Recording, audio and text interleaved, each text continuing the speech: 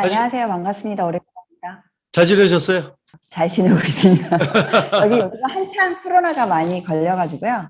네, 그때 코로나가 완전 많이 걸려. 폐쇄 됐는데 완전 폐쇄는 지금은 없으세요, 이쪽은. 지금은 완전 폐쇄는 전혀 없고요. 예, 그러니까 작년에 완전 폐쇄하고 난 다음에는 예, 지금은 아주 자유롭게 지내고 있습니다. 업무도 자유롭게. 하고, 예. 그다음에 뭐 직원들이 그 코로나에 걸렸을 경우에도 격리 한 10일 정도 하고 난 다음에 나오거든요. 예. 그런 식으로 하고 있습니다. 부동산 시장은 좀 어떻습니까? 부동산 시장은 아직은 조금 경기 자체가 예, 현재 호치민 경제 자체가 조금 회복되는 단계거든요. 예. 그러다 보니까 활성화는 아직 안 되는 것 같고 그렇지만은 매매라든지 이런 것들은 되어가고 있습니다. 그러니까 뭐 한국 같은 경우는 최근에 그 이제 한 7년 정도 이렇게 막 오를 때 한 해 한 해가 다르게 많이 올랐었거든요. 지금 베트남 같은 경우 그러면 작년 대비해서 지금 어떤 상황인가요? 작년 대비해서 어떤 프로젝트에 따라서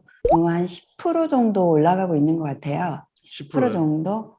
예를 들면은, 그러니까 급매물들도 나오면은 바로 소화가 되고, 보통 핫한 지역 TM 같은 경우에는 예. 작년 대비해서 한 10에서 15% 정도 올랐다고 봅니다. 아, 좀 한 가지 제가 한번 여쭤보겠는데, 구축하고 분양이 있잖아요. 구축 매매하는 거랑 이제 신축 분양하는 게 있는데, 네, 외국인들은 그때 제가 알기로는 구축은 그때 못 산다. 베트남 갔을 때. 예. 네. 지금도 그런가요? 지금도 예, 이미 예. 등기부등본이 나온 예. 그런 집들은 못 사고요. 예. 분양했던 집들은 아직 등기부등본이 아직 안 나와 있어요. 예. 호치민의 경우는. 예. 그래서 호치민의 경우는 그러니까 등기부등본이 안 나왔지만은 네. 한 4, 5년 지난 그런 아파트들은 매매가 가능합니다. 그러니까 보존 등기. 우리가 이제 건축물 지을 때 처음에서 소유권 이전이 전혀 아직 안 된 거. 그럼 미분양은 네. 가능하다는 얘기입니까? 4, 5년 돼서도? 그러니까 그것을 보통 통상 여기에서는 등기부등본이 나왔냐 나왔지 않느냐에 따라서 예. 구축 신축으로 이렇게 얘기를 하는데 예. 현재 2015년도부터 다 분양을 받았던 아파트의 경우 등기부등본이 호치민시에서는 아직 안 나와 있습니다. 그래서 분양을 그 4, 받았는데 5년 뒤 등기부등본이 안 나왔어요? 예, 예, 집을 핸드오버 했는데도 지금 살고 있는데도 아, 왜 왜냐면은 그러죠? 그러면 이게 이제 사려고 하는 사람 입장에서는 특히 한국 예, 분들은 좀 불안해할 거 아니에요. 내가 부장을 받았는데 소유권이 안 나왔다. 그렇죠. 그걸 많이 여쭤봅니다. 예, 현재 그 등기부등본을 접수를 하고 발행을 해줘야 되는 자원환경부에서 예, 아직 그러니까 외국인들에 대해서 발급을 안 하고 있고요. 네, 예를 들면은 품위원 같은 경우에는 서류는 접수를 시켰는데 네. 아직까지 발급이 안 된 상태로 있죠. 그럼 그러면 발급이 소유권을 안 된 어떻게 알아요? 상태에서 자기 거라는 거를. 분양했을 때 매매계약서를 보면은 알 수 있습니다. 매매계약서가 이렇게 시행사와 그다음에 사는 사람, 구매자의 어떤 계약서가 있는 걸 보고 그 사람이 주인이라고 확인을 하고 있습니다. 전산에 올라가진 않습니까? 만약에 그 서류를 잃어버리면 어떻게 해요? 요청할 수 있습니다. 다시 그 시행사 쪽에 매매계약서를 잃어버렸기 때문에 그런 어떤 절차를 거쳐서 다시 재발급도 가능하고요. 시행사가 이제 우리가 보면은 투명하게 정부에서 운영하는 뭔가 그 사이트 그쪽에 등록이 돼 있어야 될 텐데 그게 아니고 시행사 요청했는데 시행사에서도 도산이 날 수도 있고 갑자기 어떤 여러 가지 변수가 생길 수 있는데 그러면 굉장히 리스크가 있을 수 있겠는데요. 보통은 이제 그래서 우리가 프로젝트를 진행할 때 그런 시행사의 어떤 상황들을 많이 보고 분석하고 평가하고 그렇습니다. 근데 보통 저희가 분양을 받을 때는 기본적으로 지금 현재 법률은 분양하는 회사에서 분양금을 내는 동안에 은행에서 그것을 담보해 줄 수 있는, 개런티해 줄 수 있는 그런 증명서가 나옵니다. 그래서 도산을 하더라도 문제가 없게끔 하는 것이 법률로 되어 있고 그렇게 되고 있습니다, 현재. 근데 이제 만약에 집을 이렇게 핸드오버 했어. 내가 살고 있어. 그런데도 등기부등본이 안 나온 상태잖아요. 그런 네. 경우에는 보통은 저희가 계약서를 쓰고 이런 것들이 다 건설부나 이런 쪽에도 다 등록이 되어 있거든요.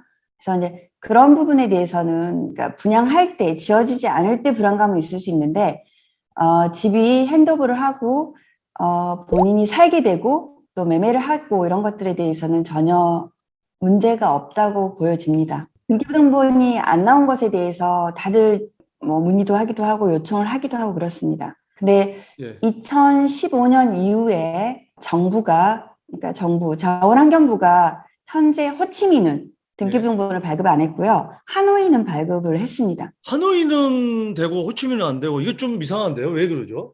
그러니까 주정부하고 뭐 예를 들면은 하노이는 지방정부, 수도고 호치민은 경제 네, 최고의 경제 도시 아닙니까? 베트남에서? 네 맞습니다. 어떻게 보면 하노이를 또 굳이 하노이만 할 필요는 없을 것 같은데 이 행정이라는 게 근데 지금 접수들을 하고 있어요. 등기부등본 발급 신청을 원해서 접수를 받고 있기 때문에 아마 어느 정도 시간 지나고 정부 쪽에서 이렇게 모든 데이터가 완성됐을 때는 그걸 발급해 주지 않을까 이런 생각은 하고 있습니다.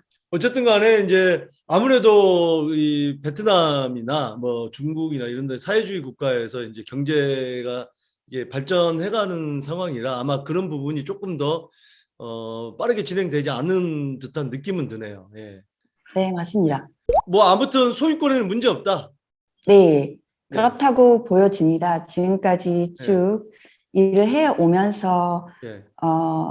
가정에서 예. 물론 등기부등본이 발급이 돼서 내 재산인 게 확실하게 표시가 되는 게 좋은데 아직까지는 등기부등본이 발급이 된다고 해도 전산화는 되어 있지 않거든요. 근데 집을 사고 팔고 하는데 매매하고 그런 데는 문제가 없어서 크게 저희들이 뭐 투자를 하고 뭐 매매를 하고 또 수익을 내고 이런 과정들은 문제가 없다고 보여집니다. 거기에 관해서 지금 좀 분쟁이 있거나 그런 사례는 없습니까? 아무래도 이제 초기 단계니까 그럴 수도 있을 것 같은데. 이 현재는 그러니까 2015년도부터 샀던 분들이 등기부등본 접수 및 발행이 왜 안 되는지에 대해서는 계속 문의해요. 계속 근데 이제 문의하고 뭐 이제 머리 네. 아프시겠어요? 그것도 계속 아니 꼭 대답하시려면. 머리는 아프진 않습니다. 왜냐하면 저희가 안 해주는 게 아니기 때문에 예. 자원환경부에서 그걸 발급해주는 그 관청이 정부기관이 하지 않기 때문에 예. 또 정부기관의 질의를 하면 기다리라고 하거든요. 예. 기다리려고 하니까 뭐 그거 안 한다 해준다 이런 문제가 아니어서 기다리고 있는 거죠. 근데 어쩔 수 없이 베트남이라는 나라 또 호치민이라는 시에서 어떤 투자를 하는데 그런 아주 투명하게 원하는 대로 진행되지 않는 그런 절차나 과정들이 있다고 보여집니다. 제가 그때 2018년에 갔지 않습니까? 근데 이제 네, 2018년도 오셨죠. 그때 대비해서 한 얼마나 올랐을까요? 우리 대략적으로는 한 40%에서 100% 정도, 150% 정도. 많이 오른 뭐 거는 프로젝트 1.5배 올랐고 예, 작게 2.5배 오른 거는 한 정도. 40% 올랐고 예, 40% 정도 오른 것 같습니다. 중심권이 더 많이 올랐나요? 외곽이 많이 올랐나요? 그렇게 따지면 중심권이 더 많이 올랐습니다. 중심권이 중심권이 예, 더 비쌌을 거 아닙니까? 당연히 예, 맞습니다. 비싼 게 더 올랐다는 그러니까, 거죠. 네, 저번에 말씀드린 것처럼 예, 중심권이 또 예. 큰 사이즈가 더 많이 올랐습니다. 큰 사이즈라 그러면 몇 평 정도 될까요?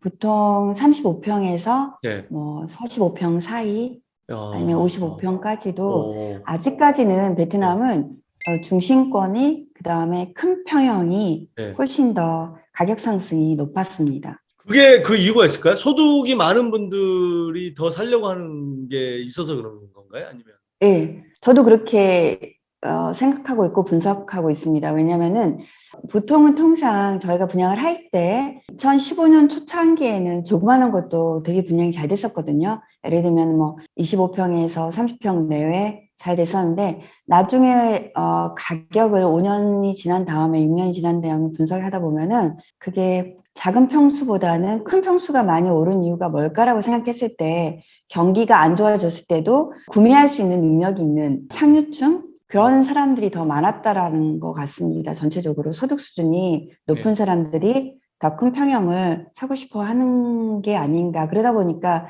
그 큰 평형을 원하는 사람이 많으니까 계속 가격이 올라가는 거거든요. 그럼 근데 작은 평형은 건설사 네, 입장에서는 신규로 그 건설할 때 네. 중대형 이런 좀 평수 큰 거를 더 공급하겠네요. 그렇습니까? 지금까지 분양했던 그 전체 평형을 보면은 큰 평형은 네. 상대적으로 적었어요. 10% 미만이었거든요.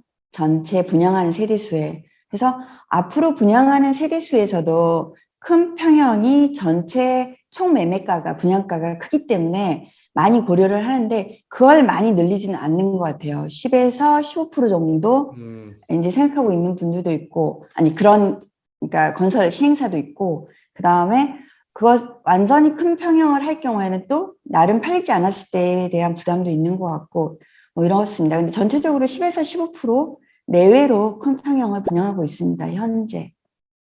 과거에도 그랬었고요.